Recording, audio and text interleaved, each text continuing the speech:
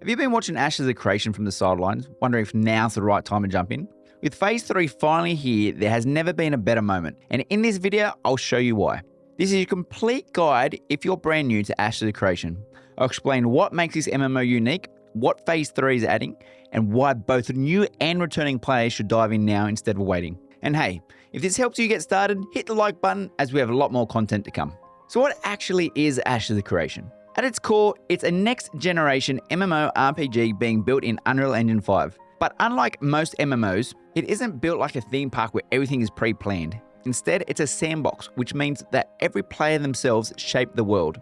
The centerpiece of the game is the node system. As players explore, fight enemies, and complete quests, settlements grow and evolve. A small campfire on day one could eventually become a massive city with its own unique buildings, quests, and leadership, all based on the choices of the community. This isn't just set dressing, it's a dynamic system where what you do generally shapes the map.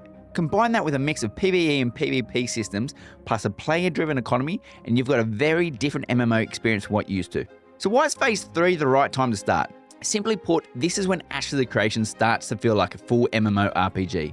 For new players, it means you're stepping into the world that's alive and ready, not just a technical test. You'll have access to two starting zones, the Riverlands and the Anvils. So the leveling experience feels fresh and diverse. You'll also get to experiment with primary archetypes and even secondary classes once implemented. These will open up dozens of exciting build combinations right from the beginning. Most importantly, the core systems are finally live. Nodes are functional, caravans are running, sieges are happening, and crafting is meaningful. You're not coming into a bare bones early test anymore. You're jumping into the foundation of a real game. Leveling in Phase 3 has been smoothed out dramatically. Quest lines now flow better, with clear story paths and bonus rewards through node commissions. Exploring isn't just for sightseeing either.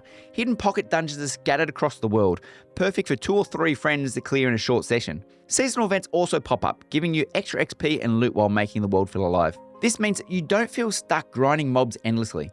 Instead, progression feels like an adventure with consistent rewards. And here's the key, leveling isn't just about gaining power for yourself, it ties directly into crafting and the economy, which is far more important than ever. In many MMOs, crafting is treated as an optional side activity. In Ashes, it's essential.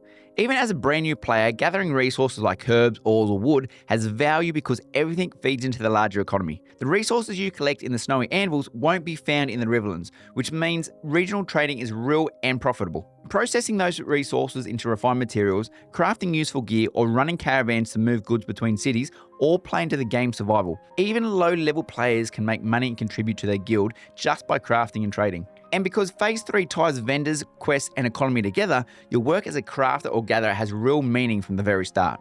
Now, if you're someone who worries about PvP, don't. Phase 3 is packed with PvE content designed for new players. You can dive into solo or small group dungeons that don't require a massive raid to enjoy. There are world bosses that anyone can join in on, turning spontaneous battles into server-wide events. Quest chains are tied to the lore of the node you're helping build, which makes you feel like you're part of the story instead of just running errands. The game's PvE side is robust enough that you can level, explore, and loot comfortably without touching PvP at all, at least until you're ready. But let's be honest, PvP is a big part of Ashes. The good news is that Phase 3 makes it more approachable than ever for beginners. Lawless zones are completely optional, meaning you only engage in them if you're after the extra risk. Caravan defense events give you a way to participate even at lower levels, since defending or raiding trading routes doesn't require you to max level to make impact. And of course, joining a guild means you'll always have allies watching your back. So instead of feeling punished by PvP, you can ease in at your own pace and start where you're comfortable. The truth is, MMOs are always the most fun when you're there at the start. Phase 3 is the moment for Ashes of Creation. The world is fresh, guilds are recruiting, alliances are forming, and everyone is still learning the ropes. And if you wait too long, you'll miss a chance to be part of the early stories that define servers for the years to come.